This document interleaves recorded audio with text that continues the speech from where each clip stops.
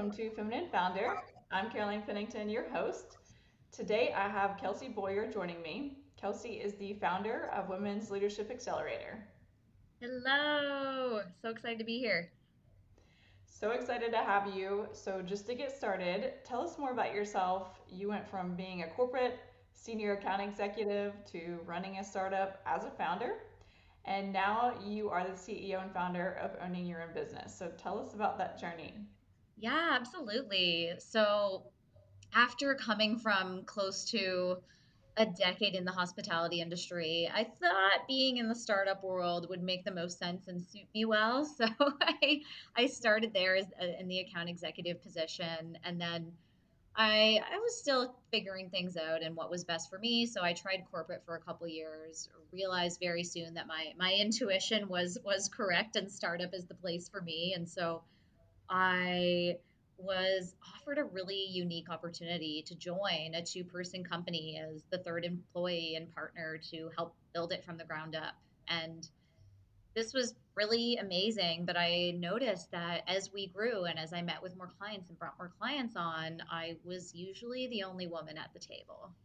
And so I worked hard to bring more women up within my organization, but soon recognized that my impact was going to be limited if I stayed within one company. And I'd been certified as a coach since life and executive coach since the end of 2016 and already coaching on the side in many different capacities. And I knew this was something that I really enjoyed doing. And I had a dream to go full time day for probably over a decade. And so after that professional realization and a really big breakup and a major transition year. And I actually remember my boss asking me, he's like, Kelsey, where do you see yourself in 3 to 5 years from now? Do you see yourself in this industry? And I just broke down and started bawling my eyes out in our performance review and was like, I don't know. I don't think it's here. and that's when I knew there were a couple defining moments in that transition year, and that was definitely one of them. And I knew it was time to take the leap to launch Women's Leadership Accelerator, and so which is my mentorship program for aspiring and new female leaders to break into master leadership. So, as you've worked with female leaders over the past, 4+ years, what advice would you give to female leaders on best practices when it comes to hiring? Yes, a great question. And I'm gonna loop this in with sort of attracting and retaining talent as well, because there's just so many things that affect hiring, but then affect the other, and they go hand in hand. And I'm going to reference this report that was actually done by McKinsey and Lean In for 2022. And it essentially went through the current representation of female leaders in North America and a bunch of stats around why women leaders are leaving their jobs more than male leaders and steps to combat this and retain these women. And so I'm going to reference some of their suggestions and the statistics within, and with, of course, my spin on it. But I think the biggest thing is if there is availability for it, or just finding a way to offer inclusivity training for all hiring managers. So they're not bringing in any of their biases into hiring processes. So that could look like bringing in someone external, it could be someone internal is doing it. I think it depends on the structure of the organization. And this one's going to sound really biased on my end, but investing in mentorship at all levels, because at the end of the day it's true. I mean, to ensure women are getting the support that they need to rise through the ranks. I mean, that's why I do what I do, because I'm allowing women to rise through the ranks. But even outside of that, investing in mentorship and internship programs for women college graduates to really help shape the future of female leaders of tomorrow and be able to promote within over the years. And the thing with mentorship programs and opportunities for women is that it's actually a selling point for potential hires as well. So not only does it attract and retain talent, but one of the stats shared in the study I mentioned was that women leaders are 1.5 times more likely as men at their level to have left a previous job to work for a company that's more committed to DEI. So showing that you're committed to DEI is a huge way to bring in more talent and attract and retain them. And On the note of mentorship, I have a lot to say on this topic, so I'm just going to keep Go for it. but a couple more points. I'm almost done. No, go for it. I love it. All right, awesome. And I think if companies are looking for, okay, well, cool, mentorship, what does that mean? Like what do women want to know? I've noticed that the topics that are most popular are having difficult conversations, communication, conflict resolution, how to give and receive proper back, decision making, networking, confidence building. Like all of these areas are really key for attracting and retaining women.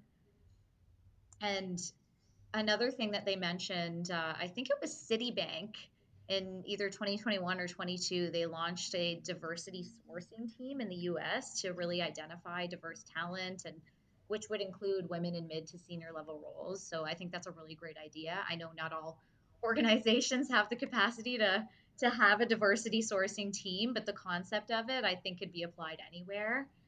And I think my final point here is really to ensure, again, this is more for attracting and retaining, but also just to have some sort of remote or hybrid flexibility. And again, 49% of women leaders say flexibility is one of the top three things they consider when joining a company, which makes sense in so many ways. I mean, the greater majority of women are still homemakers. So it makes sense that the remote flexibility is incredibly important and it's such an easy fix to continue to bring in those diverse hires. So I know I've just given a lot, so I'll summarize all of that. But again, like offering inclusivity training for all hiring managers, investing in mentorship at all levels from entry level to executive level, and launching some sort of diversity sourcing and having some sort of remote or hybrid flexibility. And I think all of these things will be really supportive in hiring and attracting and retaining top talent.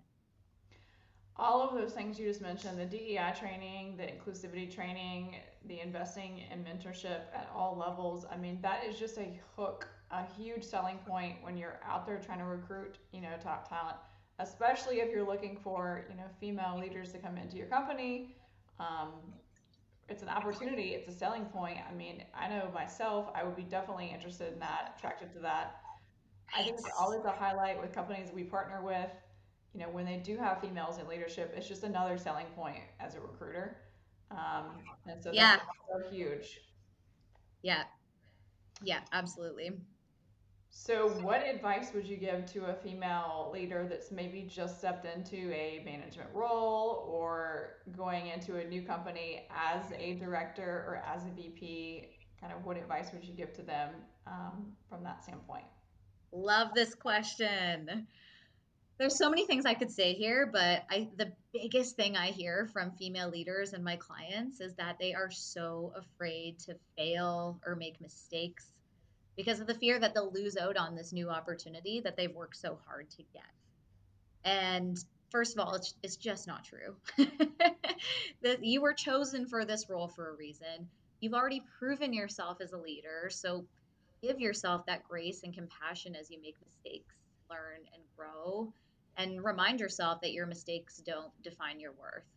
And I actually just wrote a post about this the other day, so I'll share what I wrote because I think it'll be really helpful here. But just because you have a failure doesn't mean you are a failure. And again, I'm going to repeat it because it's so important. Just because you have a failure doesn't mean you are a failure. And as an entrepreneur, I've made a ton of mistakes that have cost me thousands in new business. I've had clients leave before our agreement was supposed to end. I've invested in a coach who was clearly only in it for the money, and it resulted in a big $10,000 L. And even as a leader, I lost out on a really massive high paying client. And regardless of all of these mistakes that I've made, they got me to where I was or where I am as a leader, entrepreneur, and coach. And I didn't lose out on my business. I didn't lose out on my leadership role. And none of these things defined me. And so I think it's really important to remember that. And also, it is so highly unlikely that you're going to make as big of a mistake as you're playing out in your head, or that the repercussions are going to be as big as you're playing it out to be in your head. So, really, just sitting back to understand the stories that you're telling yourself, and then also acknowledging the truth of the situation. And so the truth really is that you're not a failure because you made a mistake on a project. You're not a failure because you didn't handle a conflict where you're with your employee or boss as well as you could have. And you're not a failure because you effed up, even if it was a big one. I mean, at the end of the day, this failure and mistakes are proof that we courageously tried, took risks, and learned. And we need to fail first in order to succeed. So, celebrating the lessons learned during the experience instead of being so hard on ourselves for the mistakes. I think that's so great. I think just because you fail once doesn't make you a failure.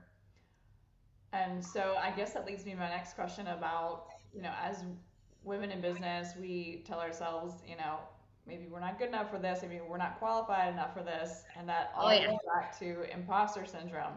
Yeah. So talk to me more about what's worked best when, overcoming these, especially when you move into a leadership seat or join a new company as a leader. I mean, those thoughts definitely creep through our heads. Totally. And so the first thing I wanted to say on this is that I've worked with hundreds of women, and 98% of them have admitted to having imposter syndrome at all levels, all the way up to I've worked with the right hand of the CEO of a company and many executives. So I think just knowing that we're not alone in this, and how common it is really supportive. But outside of this, a big thing that I always tell my clients is that imposter syndrome rarely comes up while we're in the midst of failing at something or while we're failing. It comes up when we've leveled up and we're trying to protect ourselves from failing at this new level because we're uncomfortable here and we've never been here before. And so reminding yourself that having imposter syndrome actually means that you've just achieved a ton of success and it's forcing you to level up, aka you're a total badass, first of all. And whatever you're thinking is likely a limiting belief. I mean, even my point earlier talking about the difference between the stories we tell ourselves and the truth of the situation. So all of us are saying, I'm not experienced enough, smart enough, good enough, or qualified enough, whatever it is, and it's just not the truth of the situation. So I always recommend to write down the evidence that supports the opposite of this belief or story that you're telling yourself, and that shows you you're qualified, experienced, have had successes, and use that as your North Star and thing to guide you as you navigate your imposter syndrome. Because again, you're there for a reason. It's all about the stories that we tell ourselves. And a lot of times it's easier to go down the rabbit hole of the negative rather than the positive. And we don't want to be seen as a know it all or overly confident. So it's balancing that act. Yeah, yeah, absolutely. So, how can female leadership help with attracting and retaining top talent? Yeah, I think just referring back to a lot of the points I mentioned earlier, isn't much I would add to that. Like offering inclusivity training, investing in mentorship at all levels, and even if a woman is in an executive level role, investing in mentorship for herself. I mean, maybe she got there and achieved a lot, but has she invested in mentorship along the way because can still learn and improve and pass that down to her direct reports? And I think also, again, ensuring to have some sort of remote and hybrid flexibility. I know lots of industries like the finance industry are like, nope, we are back to work 5 days a week. But at the end of the day, if the pandemic has shown us anything, it's shown us that we can all still be really, really effective working remotely. So being able to have that flexibility is so important. The companies that I've seen from a recruiting perspective that are mandating the 100% back on site, they're losing top talent like crazy.